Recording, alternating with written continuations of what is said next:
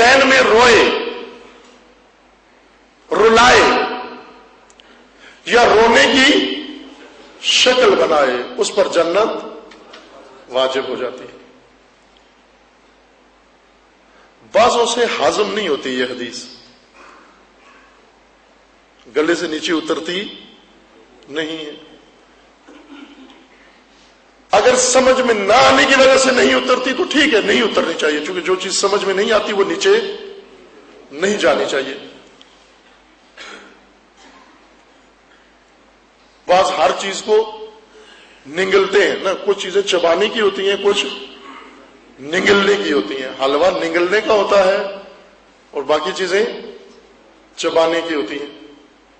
कुछ चीजें चबाएं, निगले नहीं सबको, चबाएं यानी पहले मुंह में चबाएं ताकि मैदे का काम आसान हो जाए। इसी तरह कुछ चीजें ऐसी हैं जो पहले खोपड़ी में जाएं और उनको खोपड़ी चबाए, चबा के फिर दिल के सुपुर्द करे ताकि हाजम हो जाए। वो चीजें दिल में उतरती हैं जो पहले अक्ल समझ जाए।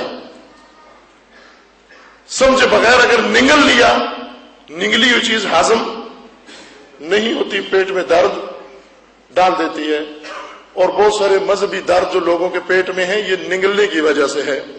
हदीसें की हदीसें निगल ली, आयात की आयात निगल ली और अकवाल के अकवाल निगल लिए। जिसके पास बैठे जो सुना उसे उसी तरह निगल लिया। खुदा ने एक हाजमा बनाया है अक्ल कि पहले इसके सुपुर्द करो, ये उसको उलट पलट के देखे कि बात हो क्या रही है।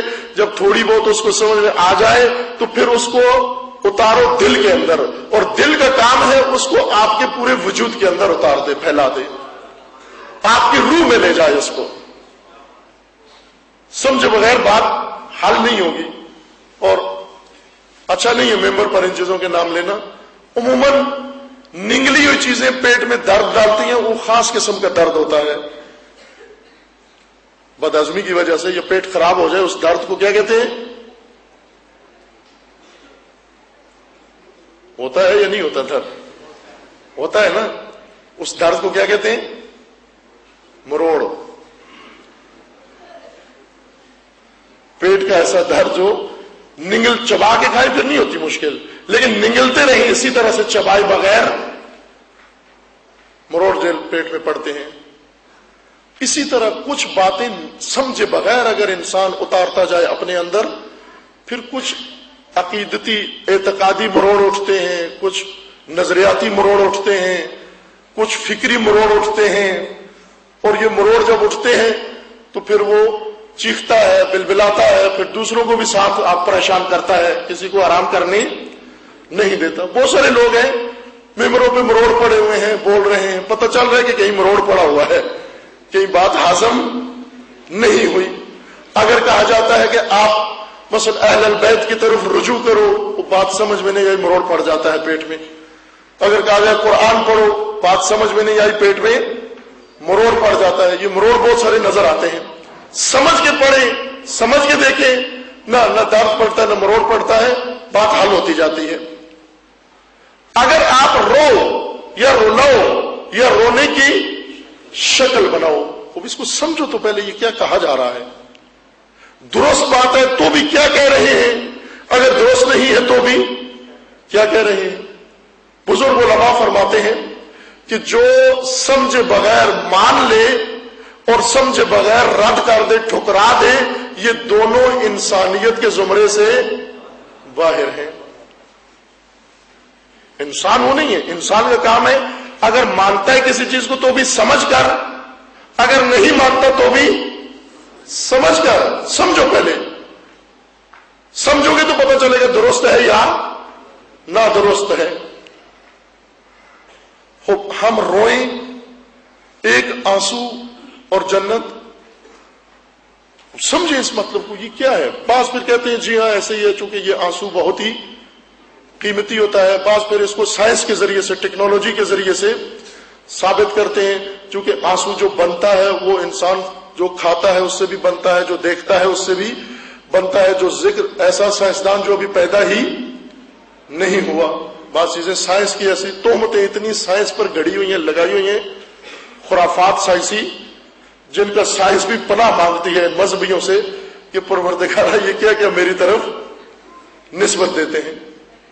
دین سائنس سے ثابت کرنا، قرآن سائنس سے ثابت کرنا، اور سائنس سے وہی کام نہیں لیتے جو سائنس کے لیے ہے، جو لینا چاہیے اس سے، اس کے علاوہ سارے استفادے سائنس سے کرتے ہیں. کبھی سائنس سے ثابت کرتے ہیں کہ انسان جب سنتا ہے تو مجلس میں بیٹھا ہوتا ہے، سائنس نے ثابت کیا ہے، پتہ نہیں کہاں ثابت کیا ہے، کہ جب انسان ایک مجلس میں بیٹھتا ہے اور اس کے ارد گرد جو فضا ہوتی ہے، وہ ویوز جو ہوتی ہیں، شعائیں جو ہوتی ہیں، یہ سب مل کر اس کے آنسو بناتے ہیں، اور ان آنسوؤں میں یہ تاثیر ہوتی ہے، اس لیے یہ آنسو جب ٹپکتا ہے تو انسان کو جنت میں پہنچا دیتا ہے. اور پھر تو سائنسدان کو سب سے پہلے جنت میں جانا چاہیے جس نے یہ فارمولا کشف کیا ہے. نہ، ایسے نہیں ہوتا. اس آنسو کی قیمت اس وجہ سے نہیں ہے کہ اس طرح سے ٹپکے تو اس طرح ہوتا ہے، اس طرح ٹپکے تو اس طرح ہوتا ہے، ورنہ یہ عورتیں ساری جنتی ہوں گی. جتنا یہ بات بے بات پہ روتی ہیں، یہ ساری بہشت میں ہونی چاہیے.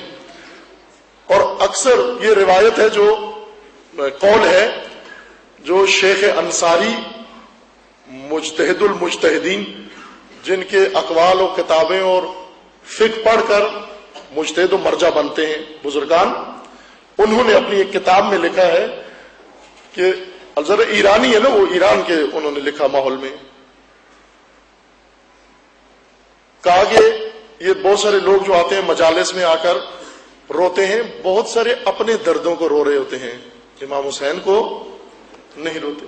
ہوتا ہے بسا اوقات یہ اپنے دردوں کو رو رہے ہوتے ہیں. کوئی کاروبار ٹھنڈا ہے، مان پڑا ہوا ہے، بیوی سے جھگڑا ہو گیا ہے، ساس نے ڈانٹ دیا ہے، بس وہ کوئی اور نہیں ہو، دل کی بات، دل ٹوٹا ہوا ہے، اس کا جی کرتا ہے کہیں روئے.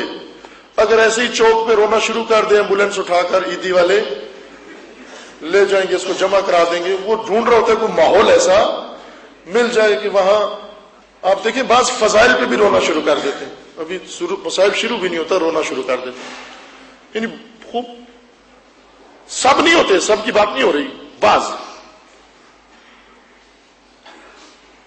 اور یہ تجربہ شدہ ایک بات ہے.